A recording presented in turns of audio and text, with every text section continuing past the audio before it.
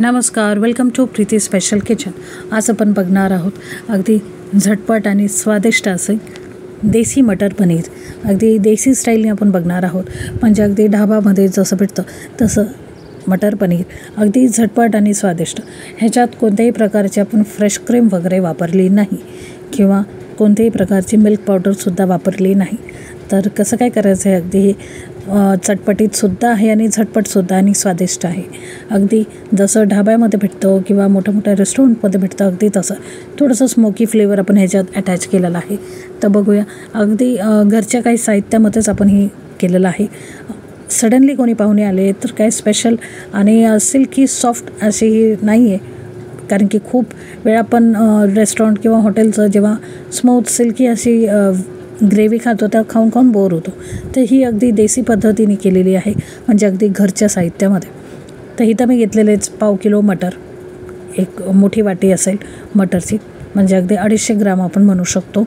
तर मटर स्वच्छ धुवून घेतलेले आहेत। फ्रोझन मटर आहे, तुम्ही फ्रेश मटर घेणार असाल तरीही चालेल, पण माझ्याकडे फ्रोझन होते तर मी फ्रोझन घेतले। बऱ्यापैकी आपल्याकडे फ्रोझन मटरसुद्धा असतात। तर 1 पाव फ्रोझन मटरसाठी 150 ग्राम मी पनीर घेतलेलं आहे।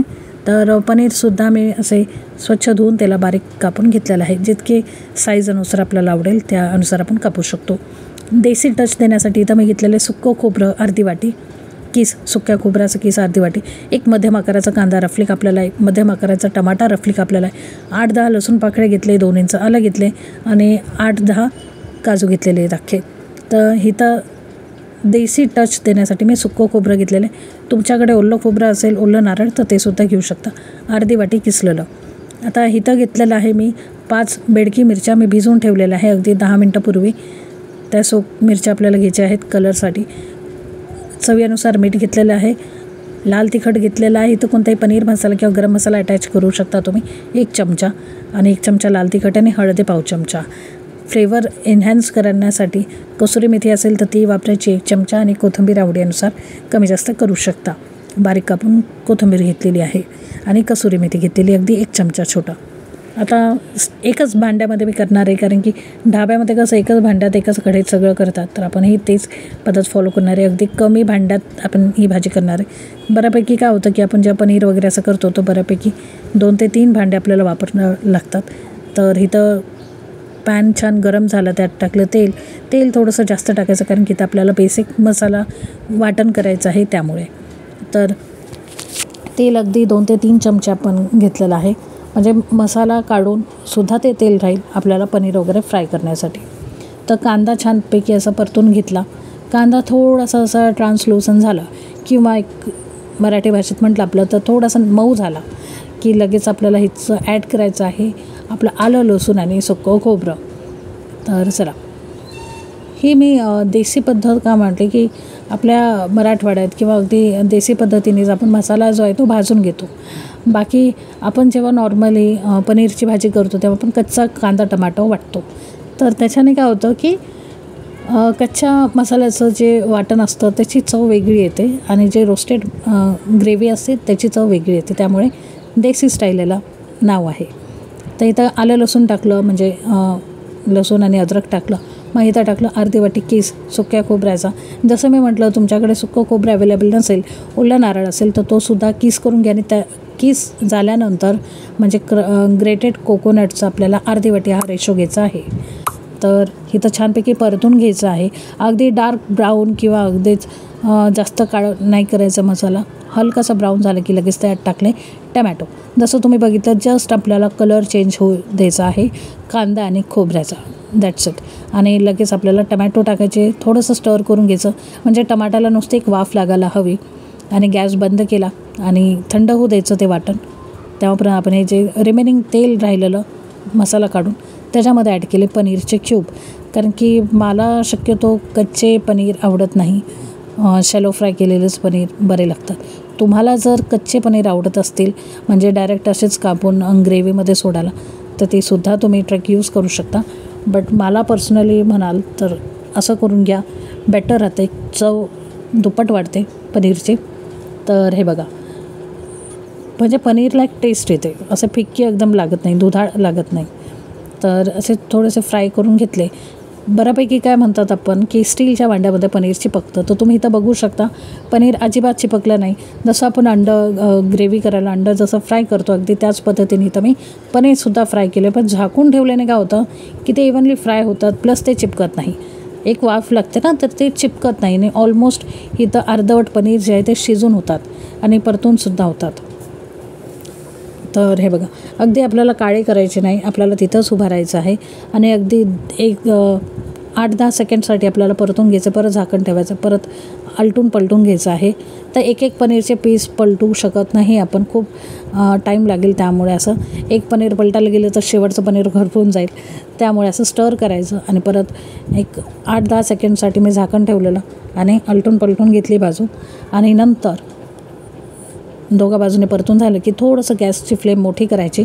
ही जे मी प्रोसिजर केली अगदी स्लो फ्लेमवरती होती, म्हणजे पनीर जे आहे ते करपायला नको. पण आता मी ह्याला थोडंसं स्मोकी फ्लेवर देण्यासाठी गॅसची फ्लेम मोठी केलेली आहे आणि छान याला शॅलो फ्राय करून घेतले.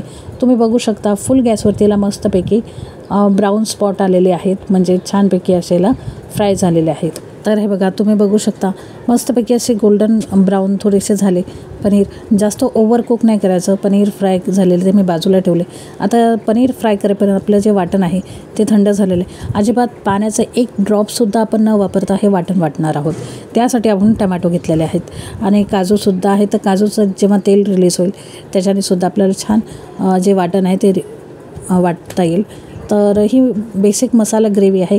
ही बेसिक मसाला ग्रेव्ही तुम्ही चिकनसाठी मटनसाठीसुद्धा वापरू शकता.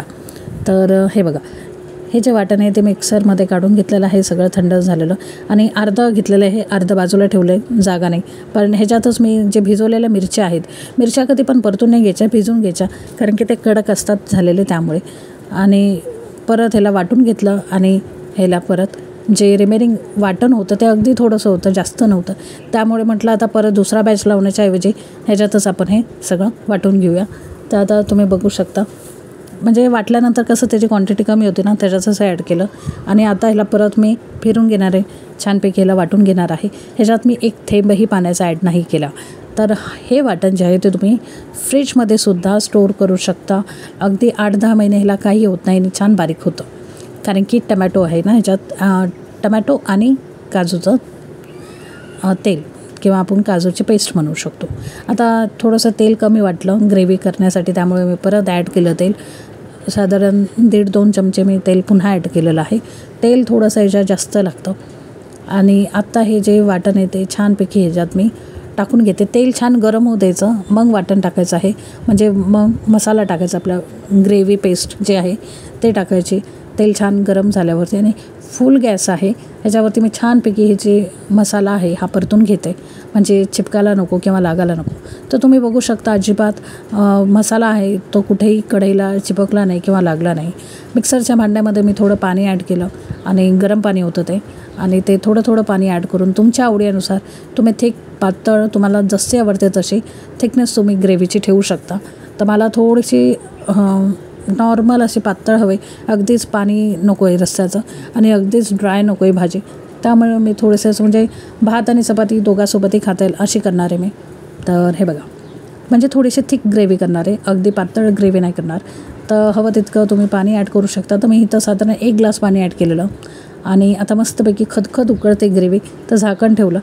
आत्ता लगेच मी मसाला ॲड नाही केला, छानपैकी मसाला आधी परतून घेतला, मग जे ड्राय मसाले ते ॲड करणार आहे. तर आता मी ह्याच्यात ड्राय मसाला ॲड करते. पाणी टाकून मी शिजून घेतलेली ग्रेव्ही आधी झाकण ठेवून 5 मिनटं झाकण ठेवून मी शिजून घेतली. मग 5 मिनटानंतर आपण ह्याच्यात सुके मसाला ॲड केले, परत त्याला स्टर केलं, परत त्याला छान परतून घेतलं. आता परत मी झाकण ठेवते परत 5 मिनटं. ही एकच रेसिपी आपल्या चॅनलवरती जी खूप मोठी आहे, म्हणजे खूप टाईम टेकिंग आहे. तर मल्टी प्रोसिजर आहे त्यामुळे थोडीशी टाईम टेकिंग आहे, बट खूप छान होते. नक्की ट्राय करा ह्या पद्धतीने मटर पनीर. पाणी परत मी थोडंसं ॲड केलं, एक अर्धा कप, आणि मग ह्याला उकळी येऊ दिली आणि मग ह्याच्यात जे आपले फ्रोझन मटर होते धुवून घेतलेले ते ॲड केले आणि पनीर ॲड केलं. आता जस्ट आपल्याला अजून 5 मिनटं ह्याला शिजू द्यायचं आहे, म्हणजे मटर आणि पनीर दोघंही शिजतील आणि ग्रेव्हीसुद्धा. तर हे बघा रेडी आहे आपली मटर पनीर. अगदी 20 मिनटात ही रेडी होते, जास्तही वेळ नाही लागत, 20 मिनटात ही रेडी होते. 5 मिनटं ही शिजण्यासाठी आणि 5 मिनटं वगैरे आपल्याला मसाला आणि पनीर फ्राय करण्यासाठी. रेडी आहे आपली मटर पनीर. आणि आता लास्टमध्ये आपण ह्याच्यात ॲड करत आहोत कसुरी मेथी आणि कोथिंबीर. तर ह्याच्यात तुम्ही बघितलं मी मार्केटमधला एक्स्ट्रा असं स्पेशल कोणताही मसाला ॲड नाही केला. म्हणजे लाईक किचन किंग किंवा पनीर मसाला जो असतो बेस तो मी काही ॲड नाही केला. जस्ट घरच्या घरी देसी मटर पनीर रेडी आहे. अगदी ढाबा स्टाईल आहे. आणि ह्याच्यात सुकं खोबरं टाकलं तर अजून टेस्ट एनहॅन्स होते.